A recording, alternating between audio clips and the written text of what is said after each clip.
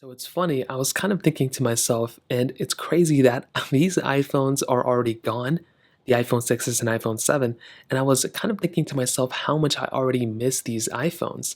The fact that we can't really talk about them that much anymore, the fact that there's no updates coming out for these devices, it actually makes me kind of sad to see these iPhones kind of go in that standpoint. Now, with both of these phones, the iPhone 6s and 7, I'll kind of start off with the 6s. This was a very crazy phone when it first came out just because it fixed a lot of problems the iPhone 6 had. But for so many years after, this device ended up getting so many software versions beyond its predecessor that it was kind of shocking. We were just wondering, when is Apple going to stop supporting this phone? And they ended up doing that with iOS 16. Now, personally, I think iOS 16 was a great spot for this phone to end off with.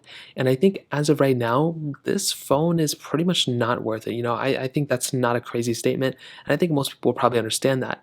But with a phone like this, I mean, it's pretty crazy to see how beautiful this thing still holds up in 2022. And it's sad this thing is probably going to stop at iOS 15. I mean, it's definitely stopping at iOS 15. It just depends on how many versions of iOS 15 it's going to be getting. iOS 15.6 is right around the corner. But with the iPhone 7, this is an iPhone that I really, really miss, probably a little bit more than my iPhone 6s. This is a phone that, in my opinion, unrightly got unsupported. This and the iPhone 7 Plus, the 6S, 6S Plus, and SE, it is what it is. These things were going to stop at some point, probably at iOS 15 as we were expecting.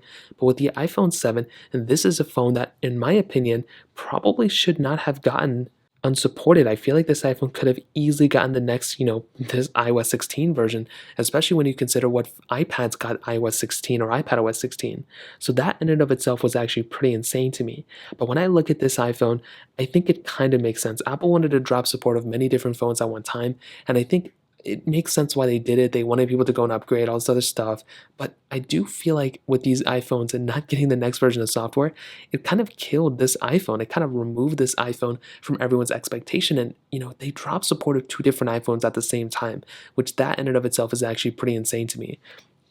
Now, I do want to add on top of that, with the iPhone 7 and the iPhone 6s, both of these phones, if you currently own them, I think they're still pretty much worth owning. I think you should probably still keep them for a little bit of time. I wouldn't necessarily go and upgrade today right now if you just ended up buying them or if you've been having them for a few years. I would recommend, if you're already past this point, I would recommend waiting until the iPhone 14s come out. That is probably the best thing to do. But like I mentioned, these iPhones, they are not getting any more, full versions of iOS anymore. They're still going to be getting iOS 15 updates, I think with 15.6 coming out very soon if it's not already out. iOS 15.7, hopefully that comes out too.